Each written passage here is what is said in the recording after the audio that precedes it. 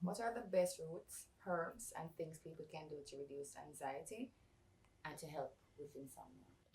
Okay, so issues related to anxiety and depression and insomnia have a lot to do with the central nervous system.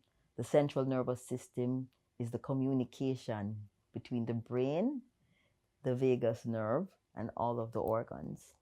So the first thing that anybody who is dealing with anxiety, depression, or insomnia needs to do is they need to start eating properly.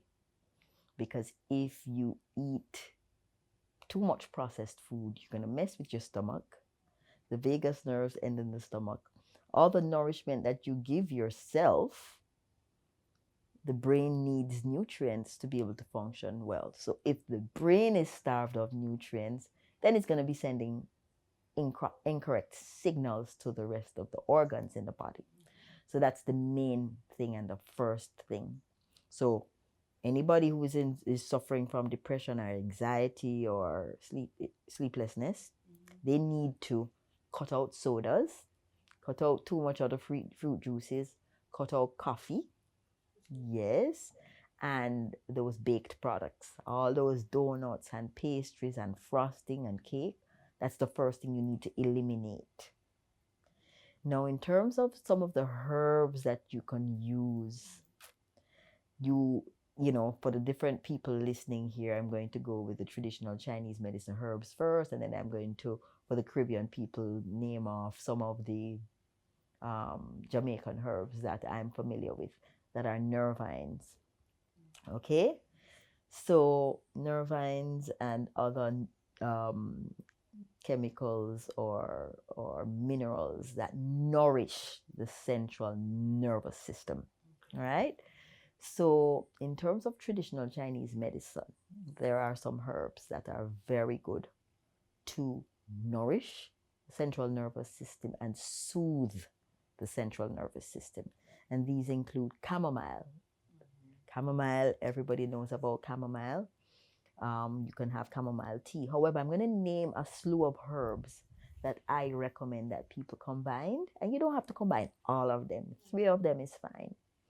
And you take those dried herbs and you blend them together and you make a gentle tea. It doesn't have to be very strong, that you can drink at nights. And I would say drink it at about 6 so that it gets to go through the stomach and be available to get into the bloodstream. So chamomile, St. John's wort, passion flower, valerian, and hawthorn. Those are my go-to herbs. Some of them you might not know, but just do the research. Let me go again. Chamomile, St. John's wort, passion flower, valerian, and hawthorn. Those are the main ones. Now, in addition, oh, by the way, hawthorn is the roots because there's hawthorn berries, and that's good for women's issues. But we're talking about hawthorn, the roots. Okay? Passion flower, yes. And apparently, passion flower, they cultivate it for this purpose. I'm not sure if it's the passion flower for the fruit, but passion flower, if you go into the herbal stores and ask them for passion flower, you'll get the dried version of it. Now, those herbs are considered nervines. They nourish and soothe the central nervous system. Now, another thing that people can do to assist the central nervous system is to take supplements. But before I go into the supplements, let me hit on the Jamaican herbs. Everybody in Jamaica knows about soursop leaf. Soursop leaf, guava leaf are 2 of the main herbs that people know will soothe and nourish the central nervous system. So if you're in Jamaica or the Caribbean or any of the islands in the tropics, you can easily access guava leaf and soursop leaf. So those 2. So all of the herbs that I named off as traditional Chinese medicine herbs, the equivalent in the tropics are soursop and guava. And for soursop leaf or guava leaf, you can just take one of them. It's fine. They're powerful enough. They give you a good night's sleep. They relax you, right? And that's the main thing that people are able to do. Lavender is a scent that also helps to soothe people who are, anxious or not able to sleep. So some people get aromatherapy lavender and they put it into their little aromatherapy device, and the beautiful scent is very relaxing for them. Now, in terms of supplementation, there are a couple of things that we can supplement with. We can supplement with lecithin. Lecithin is derived from both plant and animal based. The most common form of lecithin is soy lecithin, and the richest, the place where you can get lecithin in terms of natural is sunflower seeds. So sunflower seeds are rich in lecithin. So are walnuts and Brazil nuts, right? Lecithin works really well with omega-3 fatty acids that you can also find in walnuts and in sunflower seeds. And of course, the fish oils. Yeah.